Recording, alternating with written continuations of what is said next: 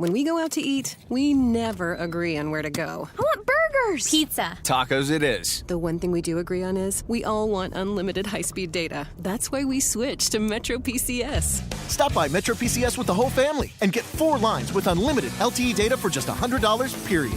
Metro PCS. Wireless. Figure it out. Coverage not available in some areas. Offers require port and of number not currently active on T-Mobile network. During congestion, the fraction of customers using more than 35 gigs per month may notice reduced speeds. Video streams at up to 40p. No tethering. See store for details and terms and conditions. Welcome to the Race Haven Radio Show and Podcast, your source for solutions-focused dialogue about race in America, with your host, Scott Speed.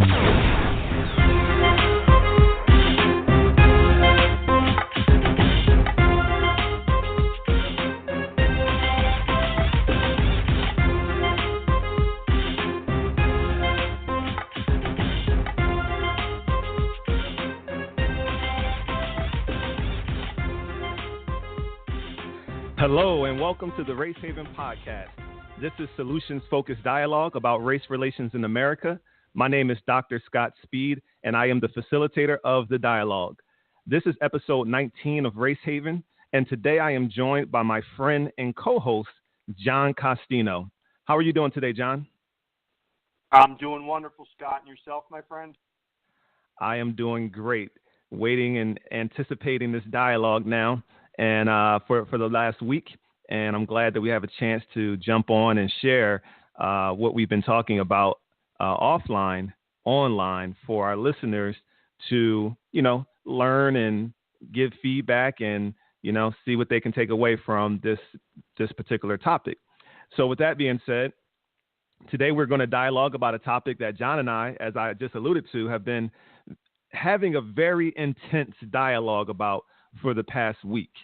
It revolves around my idea that as an activist, I have to continue to share examples of all the corruption within our criminal justice system, and John's belief that we need to balance the negative corruption sharing on social media, in particular on our Race Haven community dialogue page on Facebook. John believes that we need to balance the negative with some positive from time to time in order to keep people engaged and energized to move forward with trying to improve this system. So that's what we're going to dialogue about today. We're going to share with you pretty much a play-by-play and share our thoughts on how that all unfolded for the last week. But before we do that, I first want to tell our listeners about how they can become patrons of the show. My goal is to have an entirely user-supported show free of advertisements. So I created a Patreon page so that our listeners can earn cool perks like a custom Race Haven t-shirt by supporting the ongoing improvement and quality of the show for as little as $1 a month. Please visit RaceHavenPodcast.com patron to see all the details. Now, before we explore our topic for today's show, I want to tell you why dialogue is greater than debate. In debate, there can only be one winner. In dialogue, participants work together towards collective solutions, win-wins. Each week, I will share with you, our listeners, a different example of how dialogue is greater than debate. So this week, I want to share with you this particular example, and I think it's really relevant for the dialogue that John and I are going to have, because over the course of the last week with our intense dialogue that we've been having, I've had to continue to remind myself of these tenets, and that's this. Dialogue is collaborative. Multiple sides work together toward shared understanding. Debate, in contrast, is oppositional. Two opposing sides try to prove each other wrong. So here's our framework for authentic dialogue on this podcast. Number one, participants listen with a sense of curiosity and ask questions to uncover the underlying assumptions and beliefs behind someone's statements. Number two, participants are willing to communicate their thoughts openly and honestly while putting aside emotions, defensiveness, and a desire to be right. And number three, participants approach someone who sees a problem differently, not as an adversary, but as a colleague in common pursuit of better solutions. So welcome to the dialogue. John, are you ready? I sure am, buddy, and I'm smiling as you say that because we used every one of those tenets to the nth degree this week. We certainly did, and I'm excited that we get a chance to model that for our listeners today because we were certainly tested. John and I were greatly tested this week, and we literally couldn't wait for the show to continue the dialogue. So we had a few conversations offline, and again, we were tested. And as I wrote on our Facebook group, I am a work in progress, and I'm currently reading and continuing to read the book on dialogue that I often share excerpts from on the Facebook group. So with that being said, the way that today's show is going to work, this intense dialogue that John and I have been having all revolved around a Facebook post in the Facebook Community Dialogue Facebook page it's called the RaceHaven Community Dialogue Facebook group that was created in 2014, which was the genesis of this whole RaceHaven movement. And John posted a video there with the following comment. And what I'm going to do with the following comments, and what I'm going to do is, John, I'm going to actually read your comment, and then I'm going to read the comments that came after, and as well as my comment, and we're just going to do a play-by-play of how we felt in the moment when we were commenting, and so that our listeners can get an idea of what sparked the intense dialogue that we've been having, and then we'll expand on our thoughts and feelings and kind of maybe how our thoughts and feelings have evolved since we started this probably a little bit over a week and a half ago. So with that being said, John posted a video that has been circulating around social media that shows a group of Black Lives Matter activists in Kansas with a group of police officers in that same town. I believe it was Wichita. And the caption and the information under the video basically said that the Black Lives Matter group, they were planning a protest in the city. And the leaders of the Black Lives Matter group and the police commissioner in that town or sheriff got together and they said, you know what? I believe the sheriff suggested that instead of having this protest, how about we come together and show the community that, yes, we support each other. Okay. And what they ended up doing was having a barbecue. And the video showed police officers dancing along with the Black Lives Matter protesters and their children and other community members. It was a beautiful video. And this is what John commented when he posted this video. And then I'll have John share a little bit in more detail if he wants to add to what was going through his mind when he posted this. So this is John's statement. He said, I have been asked, why am I so confused about the message of Black Lives Matter? Or why am I having a hard time supporting Black Lives Matter? For the past few months, I have had many meaningful conversations with Dr. Scott Speed and Mr. Montoya Smith and have become much more aware of the original message and its intent. As we have witnessed with so many messages over the years, the media, as well as people with hidden agendas, do their best to alter the message and manipulate people's perception of what many times is now a complete departure from the original message. We have all witnessed so many negative posts, videos, and events here on Facebook. They have been portraying the Black Lives Matter movement and its message in a way that has created more confusion, negative feelings, and unnecessary debate. Here is one solution that should be accepted by those confused about the Black Lives Matter movement and those in strong support of it. Post positive examples of the movement in action. The following story clearly shows how and why the Black Lives Matter message can be heard, understood, and appreciated by everyone. If we want to make a positive change and impact our society in a way that creates a better today and tomorrow than we have been experiencing, let's start sharing the positive stories instead of simply debating the negative ones. Successful solutions are not the absence of anger, violence. They are formed in the presence of peace, love, and understanding. Here's one example of a positive and successful Black Lives Matter event that has already improved the local environment. We can all make a difference if we focus on the positive. Here's the story. Please read it before commenting on my message. I welcome all comments. So, John, would you like to add anything before I jump into the first couple of comments that were written under your post?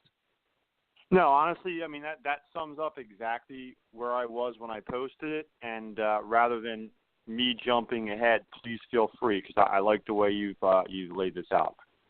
Okay. So now John posted that, and then the very first post was by Montoya Smith. And Montoya, who's a member of and the founder of the Mental Dialogue community, which is also a Facebook group and a podcast that he hosts every Saturday morning, he wrote this: "Very good approach, John." And then the second post was myself. I wrote, "Great story, John. I hope that we see more efforts like this around the country." And then I chimed in again with a comment that ultimately sparked the intense dialogue that followed. And this was my comment: "I understand the need for people to see good stories like this, and events like this are very needed. As an activist, it is my role to quote unquote keep them, my role to quote unquote keep them honest by raising awareness of inequalities, and unfortunately that is done by highlighting the bad stuff. And until there are nationwide systemic changes, the bad stuff will continue to occur.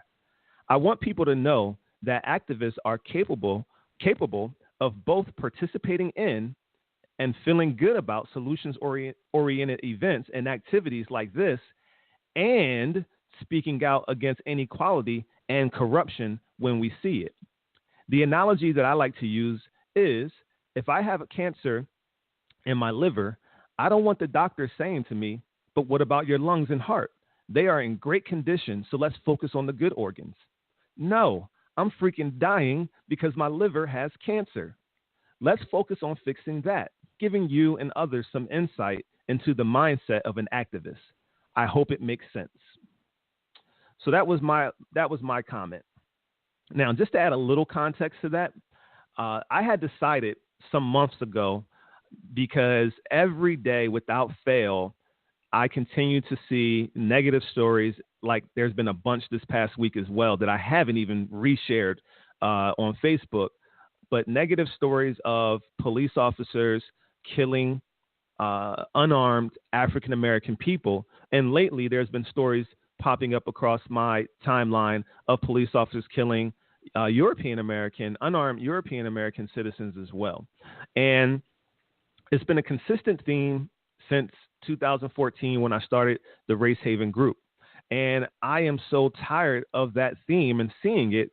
And then with me doing the background research to understand the systemic issues at the level that I now understand them, and looking at the pushback of organizations like some of the police unions out there and the whole Blue Lives Matter push, what that said to me and what it showed to me, from my perspective at least, is that there's a lack of accountability, and there's a lack of just owning up to, yes, we have a problem.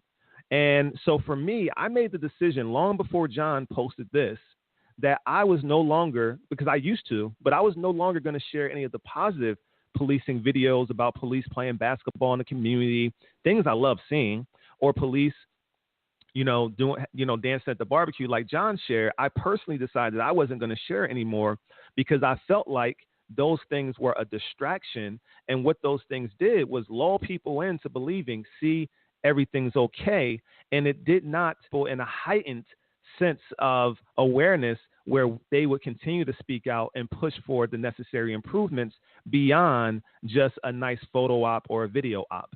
So that was a decision that I made.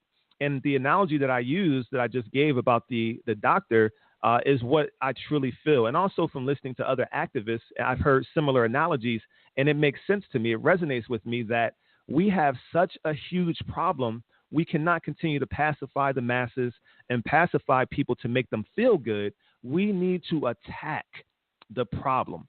So I said that with good intentions and an understanding from a foundational level that I want to save lives. So that's why I took the stance. So I used this video that John posted as an opportunity to raise that awareness. And it was and here's the other thing I want to add for context. It was in the Race Haven group page, and the Race Haven group page is there for constructive and critical analysis, assessment, and dialogue. So I felt like it was a great opportunity for me to, throw that in there.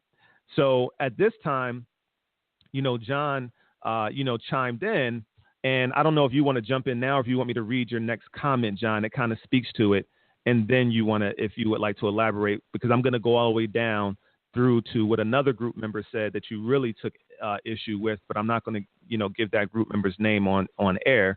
But I'd like to know if you want to jump in now before I get to that. No, and in fact, as I have said to you offline, I think this is going to require, more than one episode. So I'd rather you take the time to lay the foundation, because I think it would be unfair to anybody listening to this podcast to wonder where did this come from if they didn't have the background. So please feel free. I'm glad that you've taken the time to, basically to script out the dialogue to set the stage.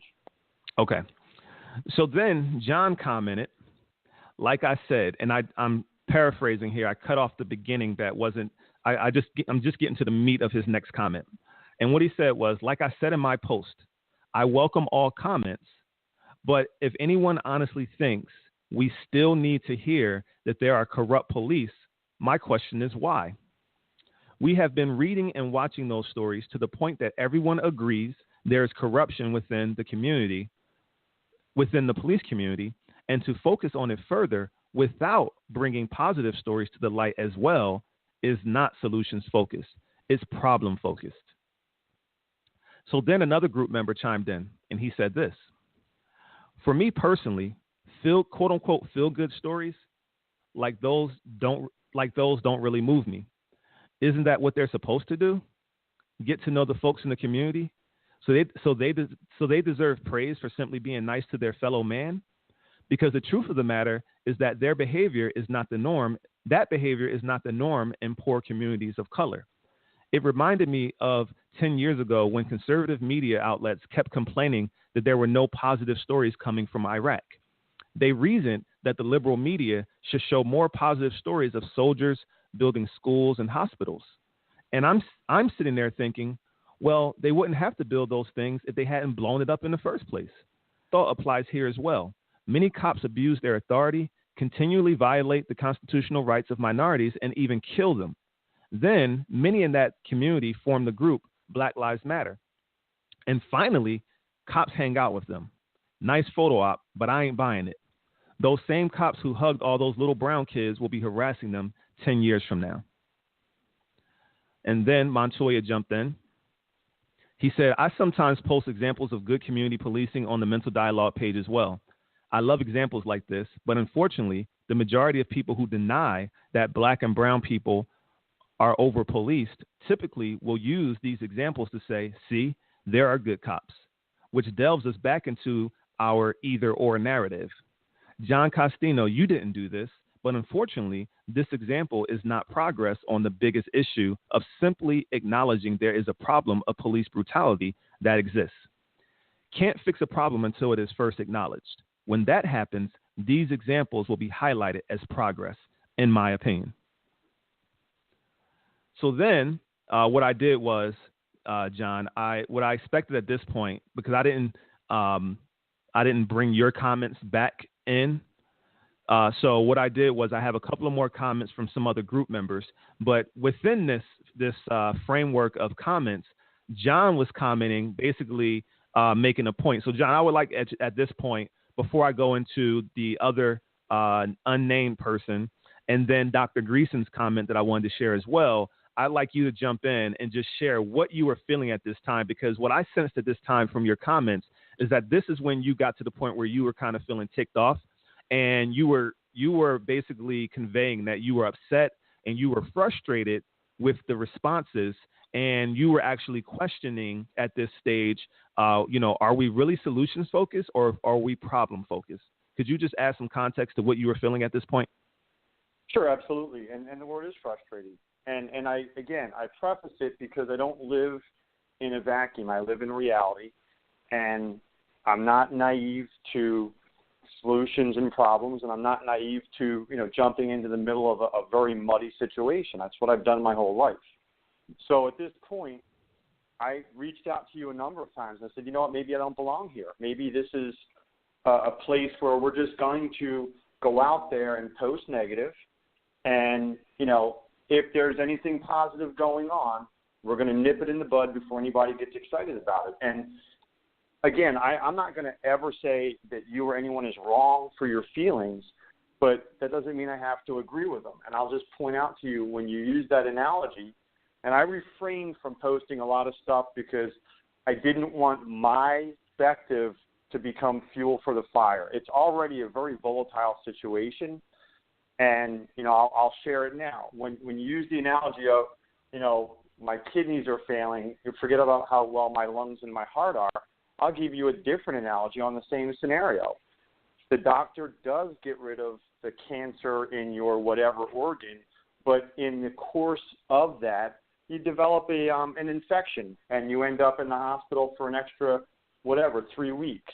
And instead of being glad that the cancer's out, you're pissed off that you've got this infection that you didn't have when you went in. And the reason I use that as an example is where we're at right now, based on what you just read. As a 48-year-old white male who's not racist, who's not bigoted, who's not prejudiced, I'm here, as I've expressed on many occasions, I came in clueless and unaware. I came in far below the awareness of you and many of the listeners and many of the audience members and participants in Race Haven. But because I chose to learn, I chose to want to understand, I've made, I believe, tremendous progress in that awareness over the last few months, thanks to you, thanks to Montoya, and to many of the people that post, because when you do share things that I don't know, I don't defend my lack of awareness or my ignorance to it. I go, you know what, I didn't know that, and I learned it. And we've had a lot of really healthy dialogues where I've thanked you for a lot of these things. But, where I draw the line is if people want to say, look, there's a problem, and until the problem is fixed nationwide, we're not going to acknowledge or recognize, any of these little attempts. That's the most insane thing I've ever heard, because if you apply that same logic to anything at all, nothing gets done. That's like saying to a child who's learning to walk, Jesus, you don't have any balance or coordination. What are you trying to do? Get back on your knees and crawl. We would never do that to a child, but of course they don't have the balance and coordination when they first attempt to get off their knees and walk. And the reason I use that example is it's irresponsible, and I'll use the word it's ignorant, to apply entire generalizations and labels to everyone. My point was, are there corrupt police? Absolutely. Does everyone acknowledge that there's police corruption? Absolutely. Have we seen to the nth degree ad nauseum videos that disgust everyone, white and black? Yes. So to actually say we need to keep posting only them until it's fixed is ridiculous. My point was, here's a community that said enough is enough. We're not going to be like everyone else. And when that community decides we're going to do something differently, people want to criticize that and say that doesn't count. Then my question is, what the hell do you want? What do you need? If you think it's going to magically, in some fairy tale, happen nationwide at once, go back to Never Never Land. It's going to start somewhere. It's going to start with one community. It's going to start with one activist and one policeman, police chief, whatever, saying, not in our town. We're going to show people it's different here. And then once that one event turns into multiple events, turns into this is how we do it here, then and only then is it going to spread elsewhere. But again, if we're going to just dismiss the initial steps and the initial stages, then goodbye. It's never going to happen, and everything else that we want to talk about is a fantasy. So I'm going to shut up and let you have the floor back. But again, I use the analogy of anything that we attempt to do, you're going to suck at it first, and then you're going to struggle and get a little bit better, but you're still not going to be good, and you're going to have to work hard at it. I've told you, I was a triathlete. There's not a human on the planet that would have ever completed a marathon. If they didn't accept it in the beginning, they wouldn't be able to do a 10K or even a 5K, and they were going to struggle, and they were going to have lousy form, and they were going to be out of breath and puke and feel sick. But if you're willing to fight through that and acknowledge I stink before I'm good, and I'm good before I'm great, and I'm not going to be able to accomplish it until I put the time and the effort in, then nothing worth doing ever gets done. And that was my argument at this point, that Jesus, does everyone here just want to talk about the negative? And if that's the case, then congratulations, you've taken a guy in me with the best of intentions, with the absolute most solutions-focused mindset, and said, this is not worth my time, because I don't, on purpose, surround myself with people who choose only to focus on negative, because you get what you think. You get what your mind focuses on. So back to you, Scott, but that sums up where I was at that point for sure. Okay. And so I want to, before I start elaborating on my thought process at this point, because, or let me just say at this point, when John shared those sentiments with me, I was troubled by them. And I was having a hard time understanding John's stance. His stance of, it really, in our intense dialogue that we had across several medias, literally we were texting each other. We were inboxing I love it. Our each other. intense dialogue. I'm smiling as you say it, because I want people to understand we are the best of friends. We're brothers, but we're not always happy-go-lucky when it comes to stuff like this. So I want people to understand it's okay to be intense in your dialogue. Oh, absolutely. And it was intense. It was truly intense. And, it was across multiple medias. Text message. We had a couple of phone calls. We had inbox messages on Facebook. And, we had to really try to get on the same page on this situation and we wanted to do the show immediately. And if we'd have recorded this show about a week ago, it would probably be a more intense show than it is now, because I think both John and I have grown in our understanding of each other's stance. But at this stage in the dialogue a week or so ago, as John is stating what he's stating about feeling like, you may lose someone who was, and I quote, I guess an ally is what the term is used in the activist world, when people like John, because of his majority status, and everyone who's listening that is European American obviously make up 70% of the country, and a lot of the societal ills, you can choose to opt out. Literally, you could just choose to opt out and not pay attention because of your majority status.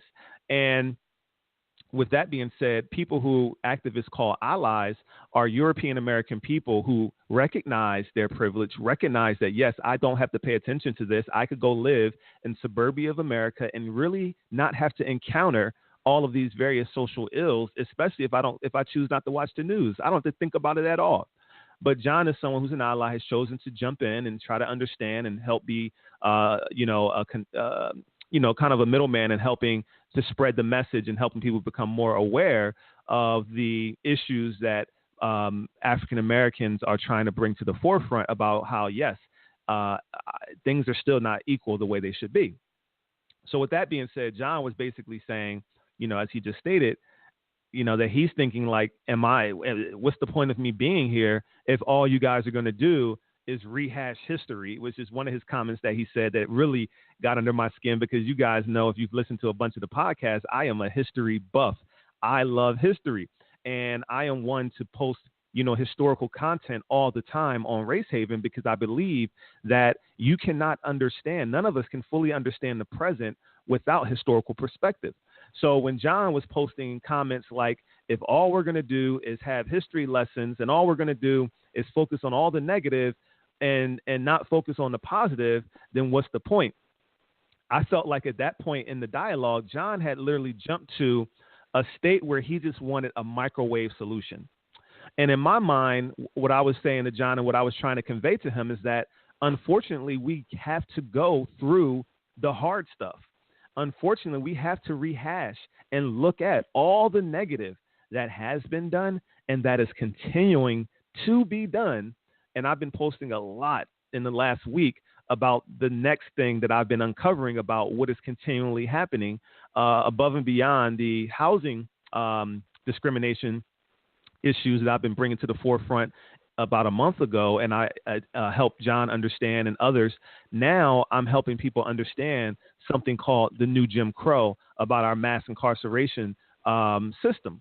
So with me understanding and learning all these things and understanding the historical context of them, I realized that I cannot go forward unless I go back first. I have to understand how these things were instituted, how and why, because if we can get to the root causes, then we can reverse it.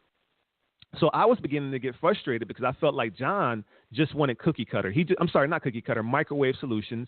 He didn't want to roll his sleeves up and continue to do the work. I felt like he was feeling a little bit fatigued. And let me say this, I empathized with him in the sense that I could sense that he was feeling fatigued because I've gotten there at times. I've gotten there at times where, and even today now, like there's certain things that come across my timeline that I don't repost and I don't even read. There's plenty of stories of African Americans being killed by police officers or other situations about the historical, oppression of African American people that I don't even share, and some of it I don't even read because my heart and my mind can't handle all of it, and I need to take a break at times. So. At this point, Before you go forward, okay, go ahead. Because I want to be clear that even though you felt that, on no level have I ever said, written, or even expressed to you that I don't acknowledge and recognize the importance of making sure the past is brought forward, because it's what got me to where I'm at, having those dialogues. I've always stressed with capital letters that we have to balance it, that we can't have only past and only negative without bringing forward the signs of progress. I want to be clear for all the listeners, because on no level, any point have I said enough's enough, you can't do that, you shouldn't do that, there's no value in that.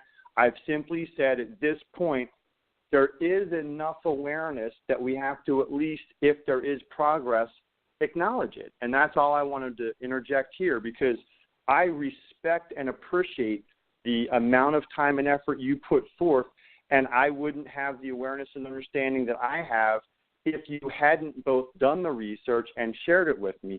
My point is, we just can't focus only on that when there are other things that we have to acknowledge. So back to you, but I wanted to make that clear, because it's not about I've had enough, do it this way, it's my way or the highway, or any type of BS like that. I acknowledge and know that we have to continually do both, but the key word is both when there is something positive to talk about. Absolutely, and I appreciate that context. And what I want to do, and what I'm trying to do for our listeners, is I want them to understand what was going through my mind while we were in the heat of it, right? And then I'm also going to share where I currently stand, but I'm kind of holding off to where I currently stand. But in that moment, as I was thinking those things, I want you guys to know that I went back and I read John's comment over and over again, because I wanted to make sure I wasn't missing something about his intent. And I wanted to really understand what he was trying to convey, why he was so upset, and what possibly was I missing, or what had I said that could have been miscommunicated, because at this point it felt like John and I were having a serious miscommunication. So I want to jump to something that another group member said that John really took offense with. And at one point, John, in one of our last conversations, you brought this comment up to me again, and you were upset because you said that I supported this comment. And I remember that I did. In the comments, I said, yes, I support. I understand where he's coming from. And then when we spoke the last time, I didn't remember exactly what the comment said, so I didn't want to go any further, but I do remember supporting it. So now I brought that comment, and this is the last comment that individual wrote. So he wrote the one that I shared before, and this is the last comment that he wrote. And this is the one that you seem to take particular offense to.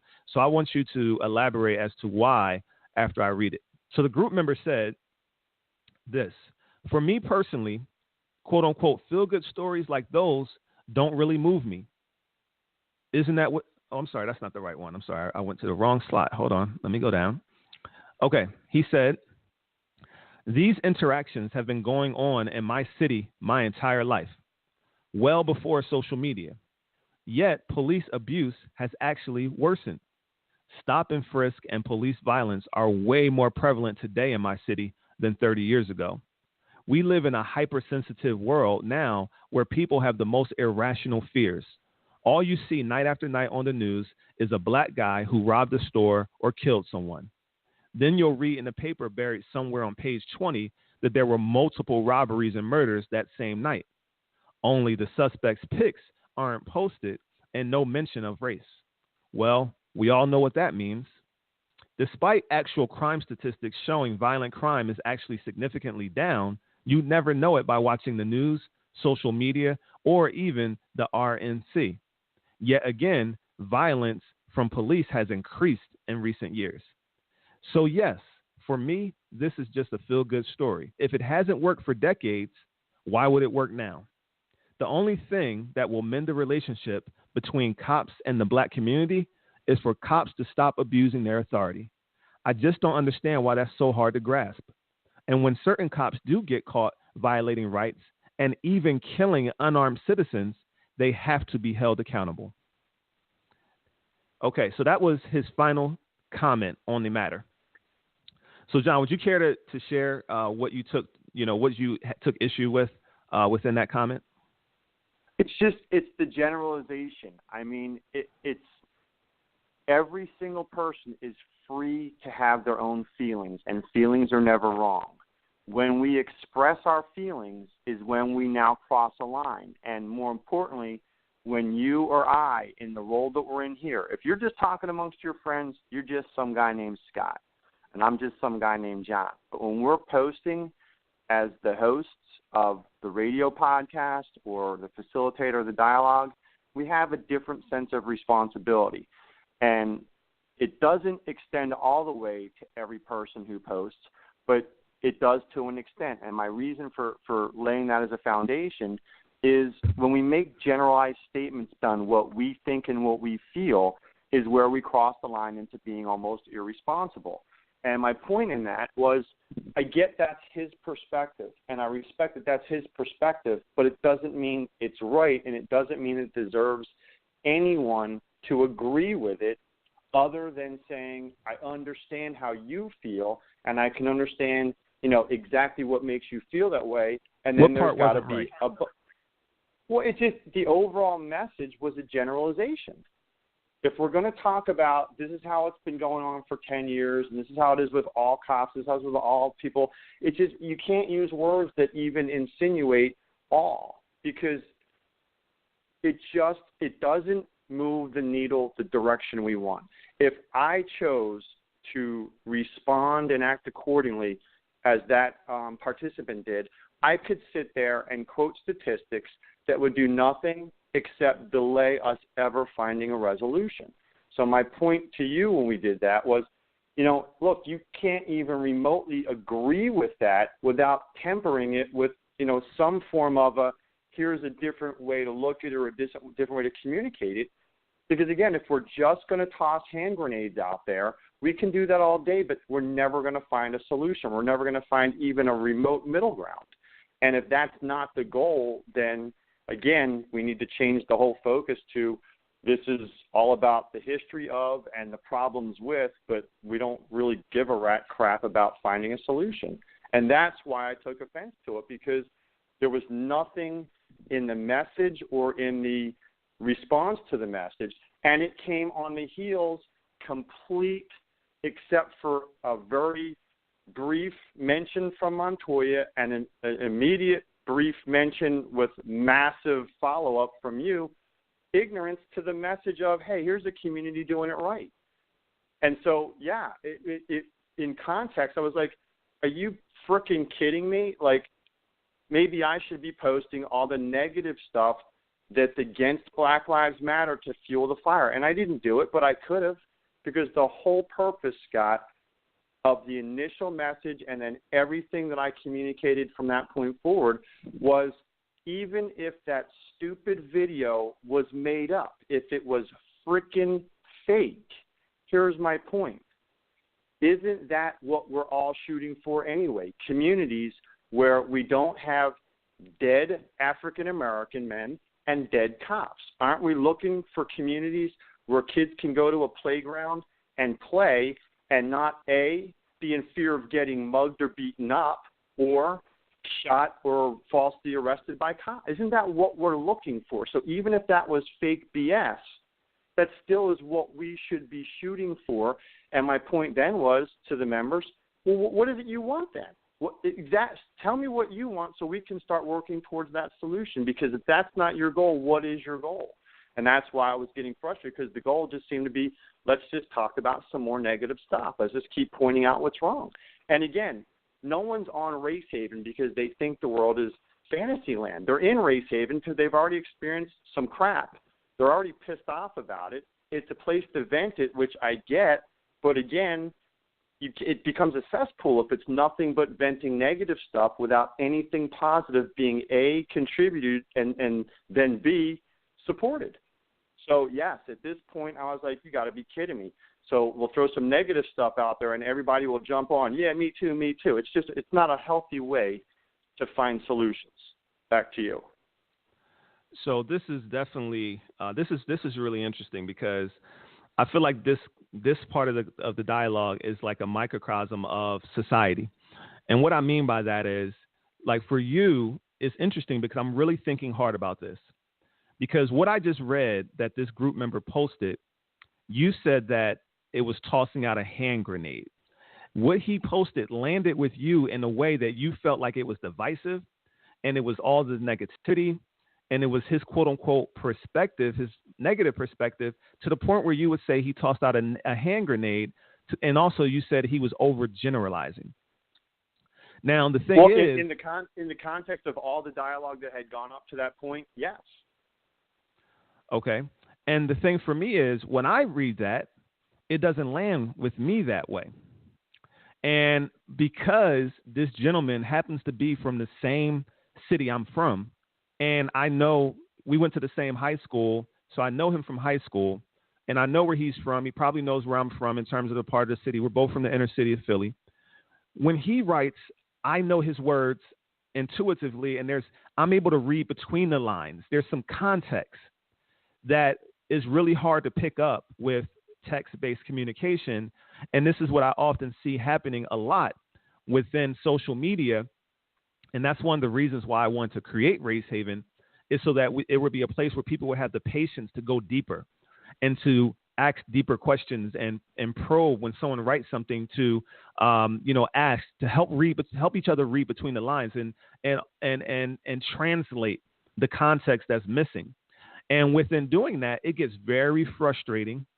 And I understand that it's hard. Like, some people, plenty of people have left Race Haven, the group, because it is hard to have that patience when something resonates with you in a negative way, and at the same time is resonating with me in a very affirmative way. That's a hard space to be in. And now I have to try to translate to you why this affirms me, and you're trying to translate to me why this aggravates or frustrates you. And then it's a matter of, are we both patient enough to work through it with each other? And oftentimes, many group members aren't. And then there's plenty that do, and they stick around. And those are the ones who've been around for 2 years plus. However, what I sensed here, this is the clear example of that. Because when this individual writes, that gives the analogy of how these interactions have gone on in his city his entire life, and they weren't being videotaped, but the abuse has actually gotten worse. And then he talks about stop and frisk, which is criminal. And there's a lot of reports coming out with the Department of Justice is now starting to actually state that. And the violence that's been going on recently is like, well, those picnics back then didn't help. So here's what I'm seeing here, and I want to say this. So here's what I want you and the listeners to hear. So where you, and this is what I understand, and I don't know if you're going to agree with this, but this is how I see it. Where, because of where you are and your understanding of these issues, because this was not something that was an issue for you growing up or in your community, it wasn't something you faced on the regular. So when you see a picnic in 2016 with police officers and community members interacting positively, you see it as that's one step in the right direction. But the individual who wrote this, and me, and other group members who chimed in, they see it as, I've seen it before, and it didn't improve anything. So what I had a hard time with is the fact is why you couldn't see that and understand that there was literally a gap in perception. And it seemed to me that you were more or less taking a stance like a hardline stance, a very hardline stance. And even though you acknowledge there's been issues and people have issues, it still seemed to me that you were taking a hardline stance that everyone needs to appreciate this act and accept it as a positive step in the right direction. And you had a problem that a lot of us just didn't see it that way. And then on the flip side, I say, and this individual and a lot of other people say, we've seen this before, and it's a pacifying act because it hasn't improved. We've seen it in real life for the last 20, 30 years. That's an assumption, though. Let me finish. That's a point. Go ahead. Let me finish, and then I want you to jump back in. But I'm glad you said that, because I don't know if you're saying it's an assumption that we've seen it, because that's my point is this. No, we've actually seen it. We've participated in these things. Then is not the same, though. I'm sorry, say it again. I said, no, I'm agreeing and acknowledging that what you saw was real, but to apply that to every time anything is done in the future is just an assumption, which is wrong. Okay, elaborate on that, because my point is this. My point is the gap in perception, and I felt like the hard line that you drew in all of your communication for the remainder of the week is it was akin to the whole get over it type of mindset, even though you didn't say it. That's the way it felt. That's an assumption. It is. Too, I'm acknowledging it point. is. I'm acknowledging that it is. It's an assumption, and I'm just telling you how it felt, right? I'm not saying it's how you intended it to land, but I'm telling you how it felt. For someone who is African American, who's dealt with all of these issues our entire lives, it's like we're trying to convey to you that is on the road to redemption, on the road to reconciliation. We're sorry, but that's not what I want to see. It's like I have higher expectations of society and the police force as paid public servants. I have higher expectations of them before they get my stamp of approval of progress. So go ahead. Well, again, and I'm glad you're phrasing it that way. So we all want better, including me. But we need to live in reality, not fantasy world, and acknowledge that progress begins with steps. The analogy is, let's go down to a school where they're teaching kids how to walk, and every time they fall, go, see, we told you. You've been trying and it didn't work. Like we have to acknowledge. I'm not saying that you or any other listener or participant is wrong for your feelings. To say, I've seen this shit before and it's never helped, I get that. I'd be saying the same thing if I were from that community and experienced that. But here's where I did draw the line. You can't then say, therefore, I am not going to give anyone else the chance to show me different. Because based upon that thinking, nothing will change. So now let's pretend, take the other side of it, that there are a bunch of cops who share your exact feelings, and they say, screw it, we're going to go out there and we are going to make a difference. Well, how would you know they made a difference until they make a difference? And that difference is going to start with, instead of stop and frisk, instead of unlawfully harassing, arresting, and worse, tasing and or shooting and killing someone, it's going to start with having positive community relations. And then here's my point on that. If these cops, and we can call them paid service, we call them whatever you want, bending corrupt cops, I'm saying if there were cops trying to do it the right way, then where do we draw the line with giving them that chance? And my point is, if they decided they were going to go out there and do it the right way, and they were going to start participating in positive aspects of the community, and everyone in the community, even the good people, I'm not talking about criminals and thugs, I'm talking everyone in the community said, you know what, screw off, we've seen this crap before, it didn't work. If that's the attitude, do you really anticipate that they're going to keep that positive mindset and say, you know what, we understand there's 400 years of negative. They're going to say, no, I didn't do that. We're trying to fix that. We've moved the bad guys off the force. They've been let go. They're in prison, whatever. But if we're going to go ahead and apply our past experiences to this new event with new/different participants, and we're just going to go ahead and take a crap all over that effort, then it is never going to work. And that was my whole frustration. if we're not going to acknowledge anything could be different and could be better, then it will never be different and better. And that's my frustration with that overall message and tone in the community of, we've seen it before. No kidding. Go watch anything in the Genesis stages. It is ugly. It sucks. And I used the example of a child, because if you've ever been a parent and you've ever watched your kid, they're not coordinated and they fall, and you better have padding, otherwise they're going to have bumps all over their forehead from going face first on the floor. But it doesn't mean you kick him and go, I'm getting rid of this kid because he doesn't function right. You're making assumptions now. When you said that we're in the Genesis stages, you're making the assumption that there's actually some real progress or systemic changes being made. Are you making an assumption about that? Or are you saying that you know and you're aware of some serious things that are being done to right wrongs outside of just dancing at a barbecue? Well, I'll say that the fact that at 48, I'm learning this stuff, that I'd say, yeah, it's in the Genesis, because I'm not an ignorant or an uneducated person.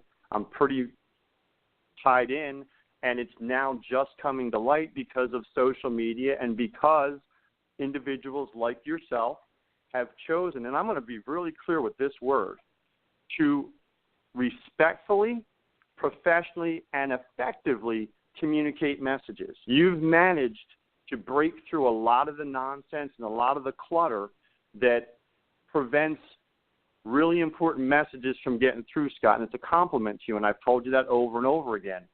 There are people that could take the same message you deliver and it doesn't land because of their anger, frustration, all legitimate feelings, but those feelings color their delivery to the point where there's no one listening anymore. You've been extremely, extremely effective at that. So, yeah, I'm going to say the Genesis because you're not a stupid guy. You're very intelligent. You're very articulate, but you now have resources that were not available before, including a social platform to share. So, yeah, I do believe we're in a Genesis.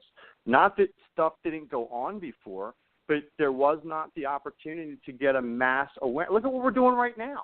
This didn't exist 15 years ago. Because of enhancements, I should say, in technology and the ability for an individual like yourself to actually get your hands, you don't have the luxury 15, 20 years ago to have the knowledge that you have, not because of your age. Let's say that you're still the same age, but it's 20 years ago. You didn't have the same resources. You didn't have the same ability. So, yeah, we are in a because I don't think any of this is an accident. I don't think it's an accident that this information is now becoming available. I think this is the trickle-down effect of people 20, 15, 10, 5 years ago saying, I want to make this stuff available to the masses. We just didn't know their names, and they didn't have the platform for anybody to really know who they were. But none of this was by accident. None of this is happening by chance. The information that has been buried for hundreds of years that's now coming forward, that's now available, it still requires somebody to care enough to hear about it, and it requires somebody to care enough to go research it. But we do have – so, yeah, this is a Genesis. And I looked at it as a microcosm with what we're doing on this podcast right now today to a macrocosm where there are people that now can research and learn and understand thanks to technology on a much larger scale. Back to you. Okay. I appreciate that perspective. I appreciate that perspective because I wasn't thinking about it that way. So I'm so glad that you were able to share it that way. That's an awesome perspective. And so again, I appreciate it. I'm sure some of our listeners are able to take something away from that as well. So I want to share this next comment I want to reshare a comment within the one I just shared from this group member, because I think that I know for a fact that within activist communities, this is the bottom line. This is literally the bottom line for us. And I have a feeling that this is part of his statement that really bugs you. So I'd like to go deeper into understanding so that we as a community can understand both sides better. So this is what he wrote. the only, and only is in capital letters, only thing that will mend the relationship between cops and the black community is for cops to stop abusing their authority. I just don't understand why that is so hard to grasp. So that was a part of the statement that you had an issue with. So for me, let me just say, before you jump in, I want to say how that resonates with me, and I want you to share why that may have bothered you so we can go deeper so our listeners can hear this exchange.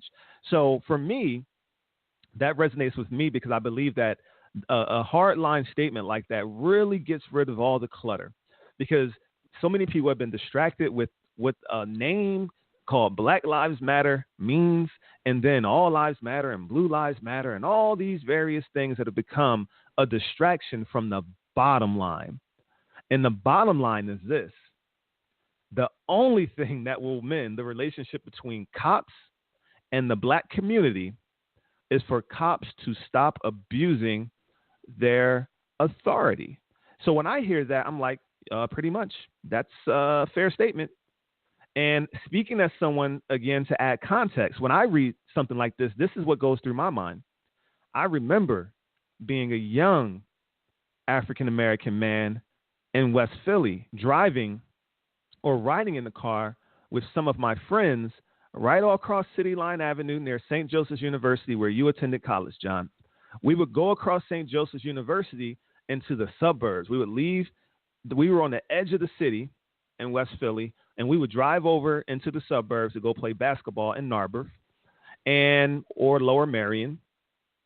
And it would be a car full of young African-American men. And on several occasions on that trek, which was a routine for us, we would get pulled over by the police for no reason, just because we were a group of African-American youth driving through a predominantly affluent European-American neighborhood. And those things stick with me. What also sticks with me is, as an adult, when I moved to Georgia, one town over from the town I live in, I was pulled over by a police officer because I had Pennsylvania tags and I hadn't changed my tags to Georgia tags yet. And by law, he was lawfully in the right to say that I need to change my tags over within a certain amount of time of moving here, and I didn't get that done. So he had my car impounded and left me stranded on the side of the road. Now, here's the thing. I'm a very respectful person. I didn't have an attitude, because when I'm wrong, and I'll admit it when I'm wrong. And I did that in that situation. However, I am an adult, and the way that this older European-American police officer spoke to me and treated me like I was a hardened criminal, it hurt my feelings. If I could just be candid, it hurt my feelings. And it enraged me, because as a grown person, you expect to be treated with a certain amount of tact and a certain amount of respect. And I remember saying to that police officer, you don't have to speak to me that way. I am complying with everything you said.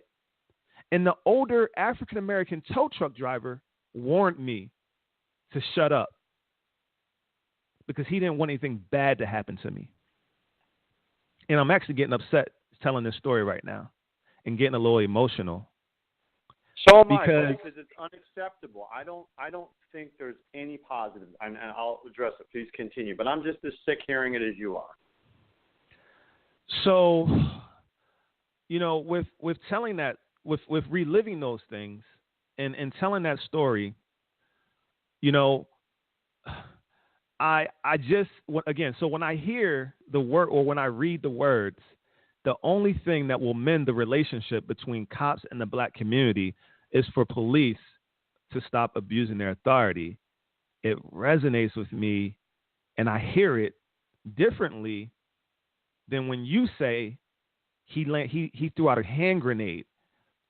And that's where the rub came in, and that's where you were frustrated from your end, and I'm frustrated from my end, and it's because we have completely different, perspectives, and I understand that, and That's why you and I had several, and I want our listeners to know we had several exchanges over the last week and a half about this, because we are both solutions oriented and we both believe in dialogue. We were willing to hang in there when other people, the communication would break down. I truly wanted to understand John's perspective, and I believe that John truly wanted to understand mine. But I want you now, John, to just share how that particular statement landed with you and why, the same way I shared how it landed with me and why.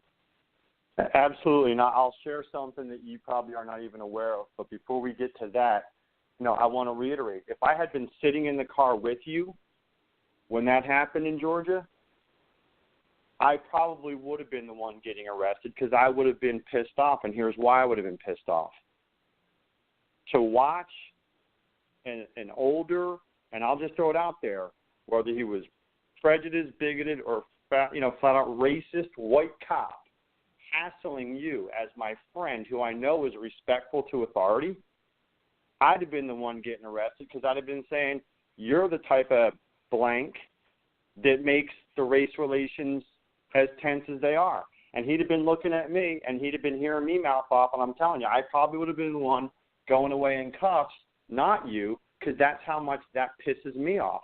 Because anybody, regardless of their race, if you're creating the problem, and I'm sitting here watching, here's Scott, respectful, not a problem, being hassled, you then have every right as a human being with emotions to then at some point in the future take that out on someone else, which is what we're discussing now, that didn't do anything to hassle you. And that's that domino effect that I'm trying so hard to not prevent, because it's already in motion, but to stop, to remove enough dominoes that when they fall, they don't hit anyone else. That being said, taking the comment that you made, I'm going to go all the way back to the same freaking street that you're talking about, because you know that St. Joseph's area, right? Yes, sir. Okay, 54th Street? I know it very well. I grew up on 54th and Wendell.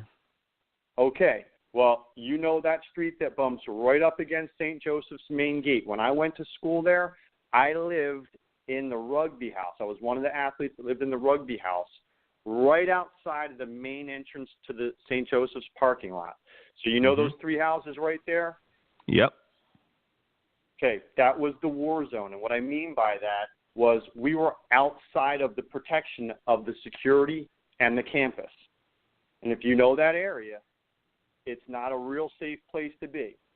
Now, I want to put this in context, and hopefully this will really help your listeners understand how far I really work to never bring the38 in. I lived there my freshman year at St. Joe's back in 1986, and we had 38 guys, rugby players, so not little guys, big guys that lived in that house. And between the three houses, there were over 55 athletes, because there was baseball players and track on the other side of us. There was three houses there. We, on a weekly basis, Scott, had people breaking into our house and stealing crap. And I want this to be in perspective, because we're not houses that no one was in. At any given time, there was a dozen or so male athletes, so not little nerds, not little computer nerds, male athletes in there. And not once was it a white person that broke into that house, basically terrorized and stole stuff. So understand the psyche on the other side of that coin that you just provided, which is wrong. For you to be hassled, going into Lower Merion or whatever, living in that house, we literally, it wasn't even keeping the doors locked because they would get kicked in sometimes. So my point I'm trying to make is the generalizations could fly on both sides. I could carry that image and that experience forward and apply it anytime I saw any African American that even remotely reminded me of that. And I don't do it on purpose because it's wrong to do. So my point in sharing that with you is that's why I absolutely fight and defend as hard as possible against anyone just applying broad generalizations based on their feelings and their experiences. Because if I need to, I can pull that stuff out of my pocket and say, how do you explain this then?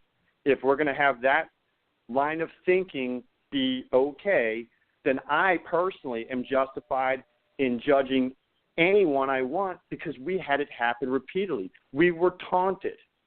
There would be, I won't call them gangs because there weren't gangs, but clusters of African-American men that would literally be 20 yards away from our house challenging us, taunting us to come out of the house because they wanted to beat the crap out of the college boys and then go take our stuff.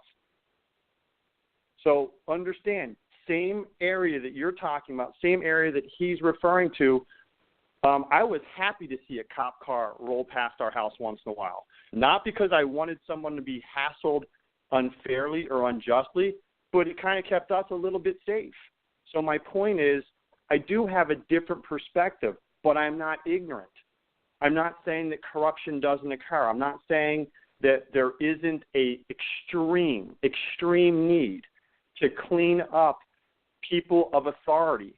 I've also shared privately with you that I've had real interaction with real corruption that's still going on, that's still not cleaned up. And I am European American, from a very affluent European American family, and we're dealing with police corruption that goes as high up through the state of New Jersey into the DEA. I don't know if you did the research I asked you, but still ongoing today. Blatant corruption that has been exposed but still has not been rectified. So I'm not somebody that sits here and defends cops or defends people of authority. I have as big a distrust of cops, of attorney generals of states, of people of authority, because I know about abuse of authority. But I won't allow it to color my judgment, pardon that pun, I don't mean it to sound, but to influence my judgment that I am going to go out there and just apply my feelings and my experiences as a blanket statement of this is how it is and therefore this is how it's always going to be. Otherwise, what the hell? Then I would have no hope and there's no reason to care about anything. And then it just becomes, let's just go take care of me. And personally, I have taught against that my entire career for the last 3 decades, including, I don't know if you remember, we used to do those movie calls. And we would really dig down in a very positive way a lot of the issues that we're talking about here, because we would do those personal development trainings, and I would use movies that would really stir people, movies like Men of Honor, movies like Remember the Titans, to point out this shit does go on, and it did go on, and it needs to be addressed, and it needs to be fixed, and we have to be better people than those in our past. I'm going to kick it back to you, but I really want you to speak to what I just shared, because these were real experiences I had in the same neighborhood, but it was a different side of that experience because I was the white, rich college boy that was living where he shouldn't live, if that makes sense. I love the context, and I think that's what makes our show different. And it's the reason why I was intentional about hoping that I would get someone like yourself to join me in this effort, because now our listeners get to hear both sides of that coin, and it allows us also to step up a level and speak to systemic issues, which again makes our show different. So let me go back to saying this. So yes, I'm very familiar with the area. I'm one of the people that grew up in that quote unquote unsafe neighborhood that you felt that you lived in because you were outside a college campus. I literally could walk to St. Joe's from my house. In fact, we did all the time. We would go to Larry's. That was our neighborhood cheesesteak place. Exactly. That's where we went every night. So with that being said, and also the funny thing for our listeners, I want our listeners to know this. So, and again, it's just to give some context about perspective. So because John grew up, in an affluent area in New Jersey, when he came over to attend St. Joseph's in West Philadelphia, right on the edge of West Philadelphia, at the very end, before you go into the suburbs, that neighborhood there that I grew up in was called Winfield. And I want everyone to know something, that Winfield has trees, lawns, and everything in front of their homes. And most people that live in the heart of West Philly, they view those of us who grew up in Winfield as growing up in like the rich part of the African American neighborhoods. And it's so funny now. It was a working class to middle class community of African Americans primarily. However, to John, based on where he came from, it was a rough area. So I just think that's unique, and that just gives you some context and just how the various levels of class that America has been built on, how they all shape up and play out.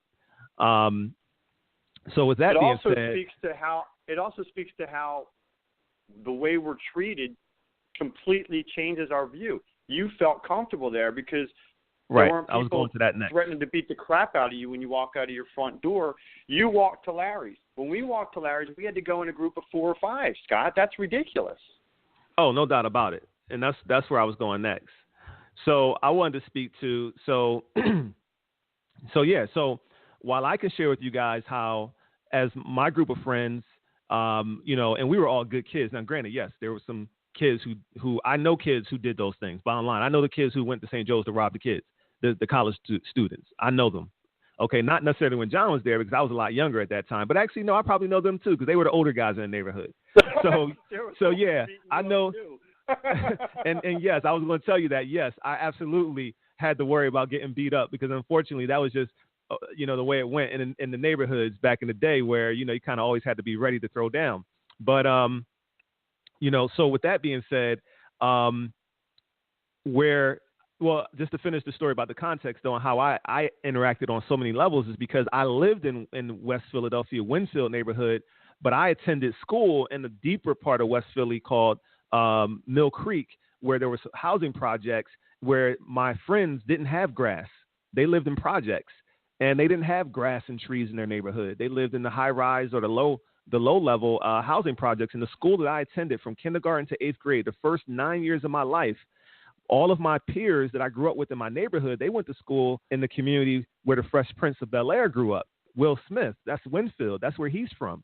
And he went to school out there and they all went there. But I went to school in the middle of Mill Creek, which was a lot harder, rough and tumble community. And I saw the stuff I saw was even more ridiculous than what John is explaining and having to walk to the store with 4 people and what was relatively a safe community compared to where I actually went to school for the first 9 years of my life and where my friends that I grew up with going to school lived.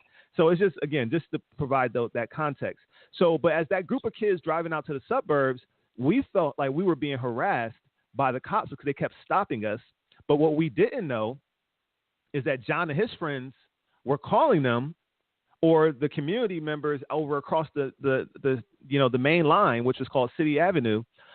They were calling the cops whenever young African Americans rolled through, because those were, unfortunately, and again, there's context and there's reasons, but those were the people that were kicking in doors and robbing people, etc.